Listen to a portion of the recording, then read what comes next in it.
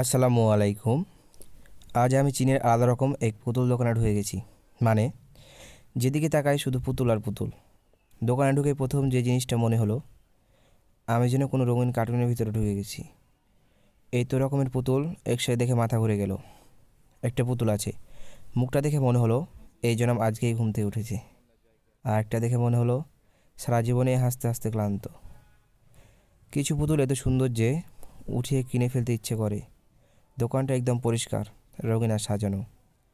প্রতিটা শেলফে পুতুলগুলো এমনভাবে সাজানো যেন তারা আমাকে বলছে, এই ভাই, আমাকে নিয়ে যাও, আমি খুব ভালো শিশু।